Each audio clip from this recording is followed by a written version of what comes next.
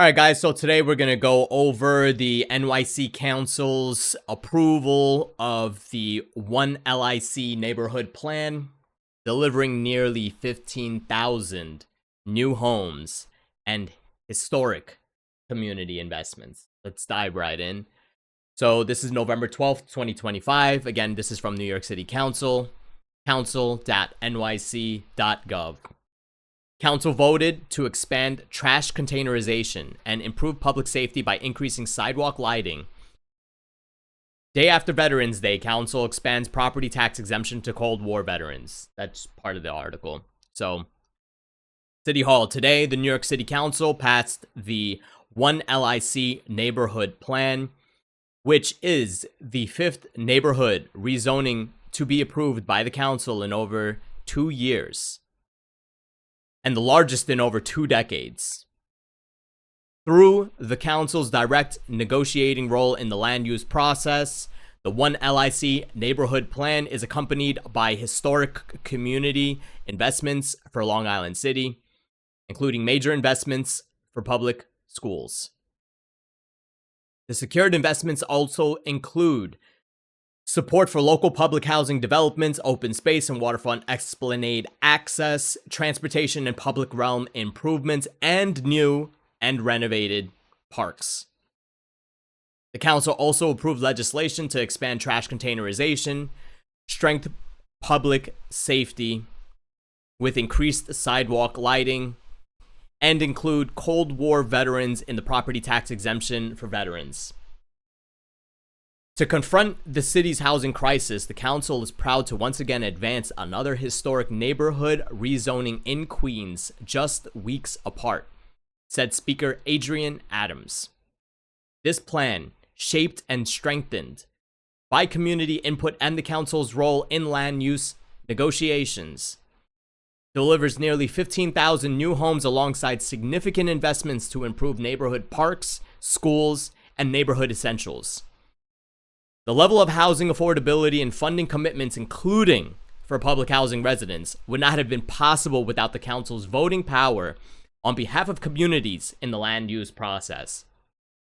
I thank my council colleagues for their partnership and council member Juan for her leadership throughout the process to deliver an outstanding plan for her district, Queens, and our entire city. So we're going to dive right into the OneLIC neighborhood plan. It is the fifth neighborhood rezoning to be approved by the council over the last 2 years and the largest in over 2 decades. It will rezone approximately 54 blocks in Long Island City, Queens, to facilitate the creation of nearly 15,000 new homes, including 4,350 permanently affordable homes through the mapping of mandatory inclusionary housing, MIH for short, affordability requirements, and the development of publicly owned sites. The plan will also deliver 3.8 million square feet of commercial, community, facility, and light industrial space in council member Julie Wan's district. Today's vote passing the OneLIC plan brings us closer to an integrated Long Island City, said council member Julie Wan. Over the last 3 decades, the city has allowed developers to dictate what is built in our neighborhood. These past 2 years, thousands of residents have come together to envision our future through our advocacy, persistency, with community engagement, the disciplined negotiations. We secured historic investments in LIC to fund a connected waterfront, a restored park underneath the Queensboro Bridge, over 13,000 new school seats, over 1,300 new school seats, sewage and plumbing infrastructure, NYCHA investments, and so much more.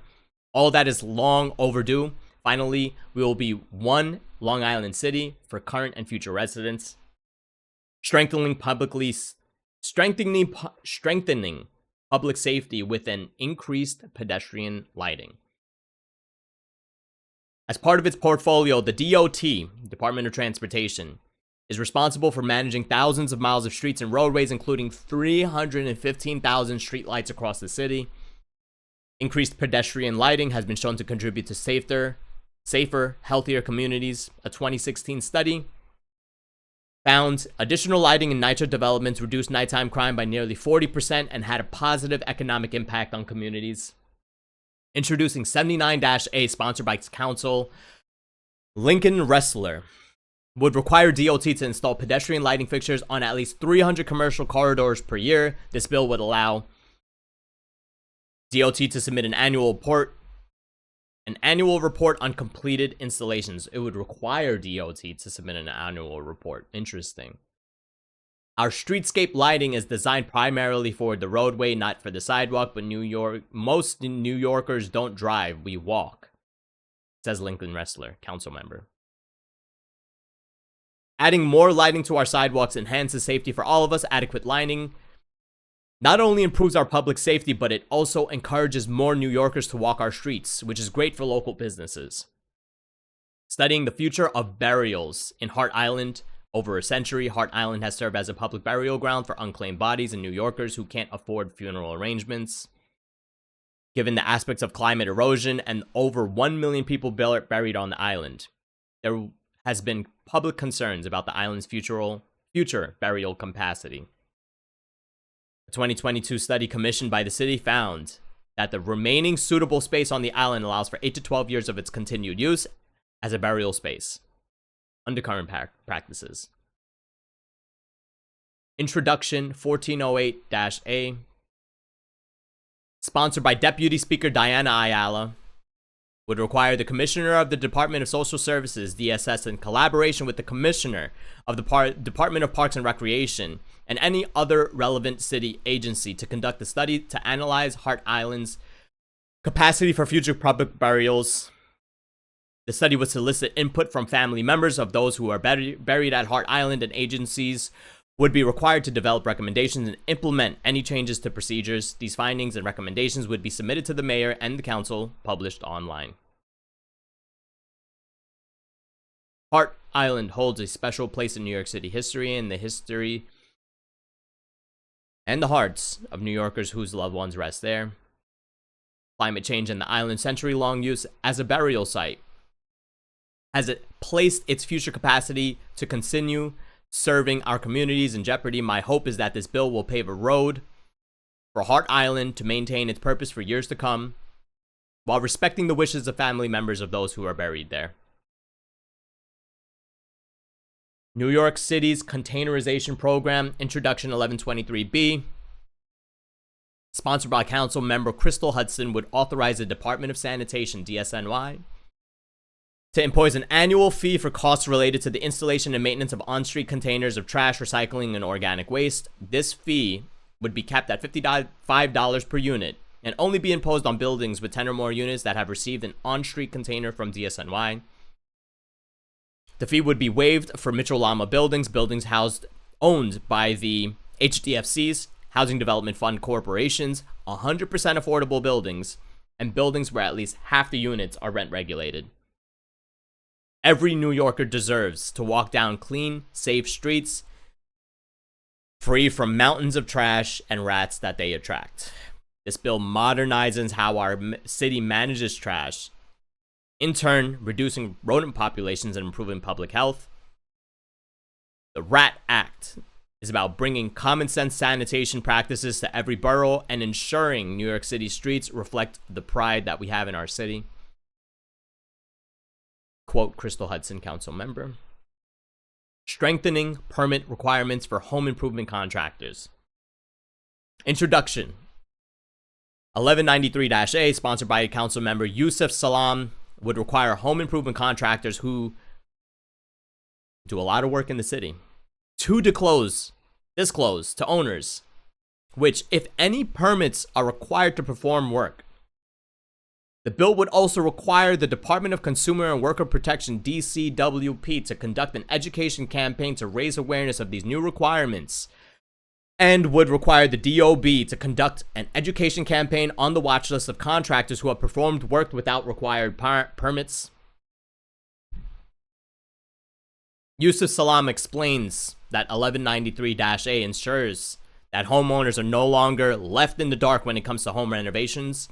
By requiring transparency from contractors and prioritizing public education, we're protecting New Yorkers' investments, their safety, and their trust. This is about fairness, accountability, and giving families the confidence that their homes are being built in the right way.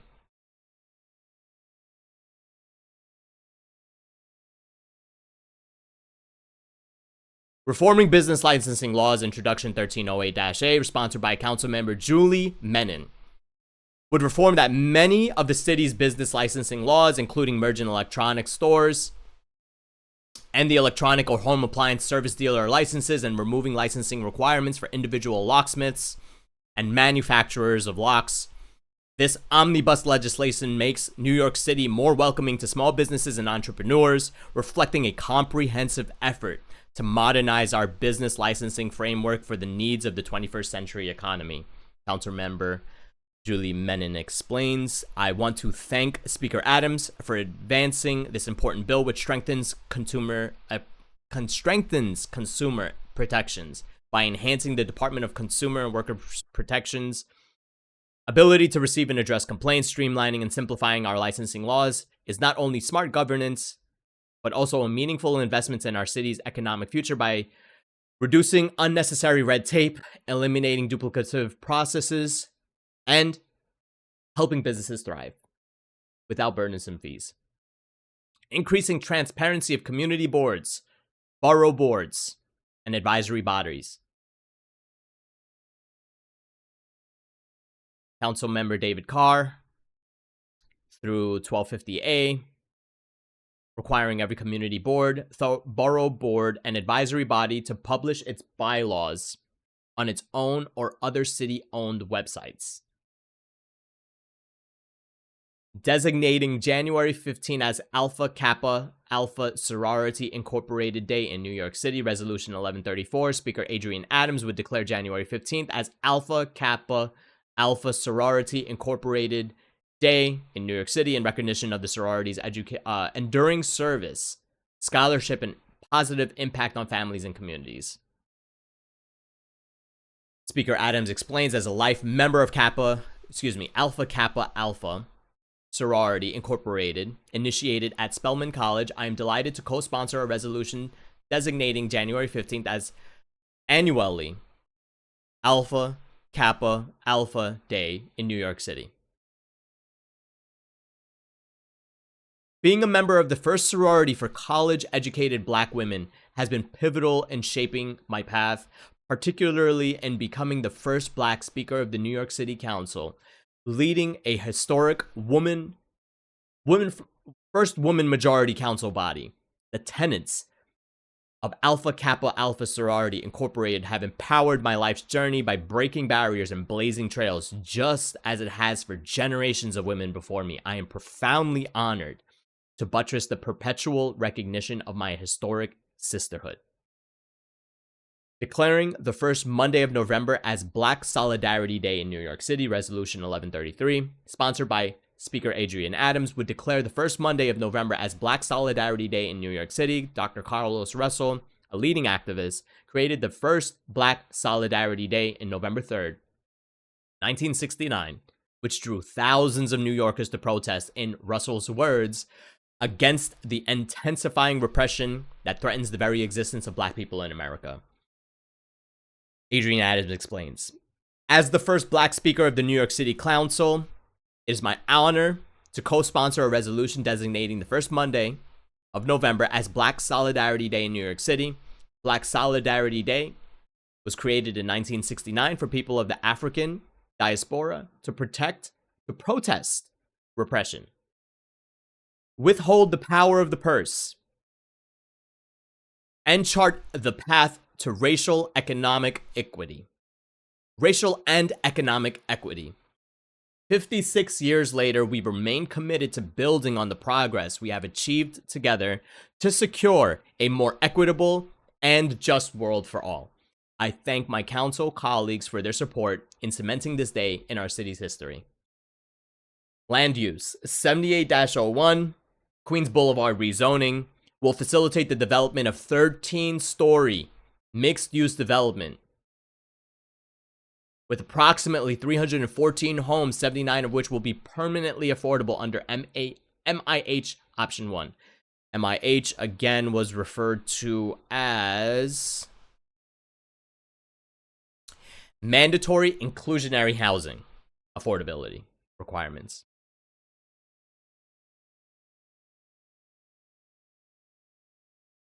And ground floor commercial and community facility space in Councilmember Shekhar Krishnan's district. The council will be modifying this application to remove neighboring active industrial businesses from the rezoning area. AAMUP follow-up, a text amendment to the Atlantic Avenue Mixed Use Plan passed by the council this past Monday to modify the non-residential zoning incentive to limit a portion of the incentive area to light industrial, arts, and selected community facility uses for 7 blocks within the AAMUP rezoning in Councilmember Crystal Hudson's district. 58 Nixon Court rezoning will facilitate the development of an 8-story mixed-use building with 19 homes in Councilmember Justin Brannon's district. Between 4 and 6 of the units will be permanently affordable under MIH, and the rezoning will include ground floor retail space. 464 Ovington Court rezoning will facilitate the development of an 8-story residential home building with 40 homes in Councilmember Justin Brannon's district. 10 of those units, which will be permanently affordable under MIH option 1. Some finance-related news. Introduction 740-A, sponsored by Councilmember David Carr, would establish a real property tax exemption for Cold War veterans who were honorably discharged or released. 15% of the assessed value of the residential property would be exempt up to $48,000, or $48,000 multiplied by the latest clash ratio, whichever is less. Cold War veterans who were disabled as a result of their service would be eligible for an additional exemption up to $160,000, or $160,000 multiplied by the latest clash ratio, whichever is less. This is a common sense legislation, says David Carr, council member.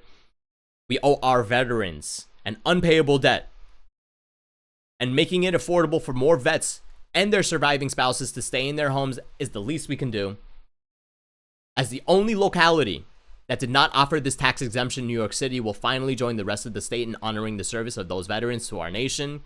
I want to thank all who made the enacting of the Cold War Veterans Exemption possible: Joe Borelli, Finance Chair Justin Brannon, Veteran Chair Bob Holden, and my Common Sense Caucus colleagues, and all the co-sponsors. I want to thank Speaker Adrian Adams for making this a priority in the council's response to the preliminary budget earlier this year and for championing its passage today.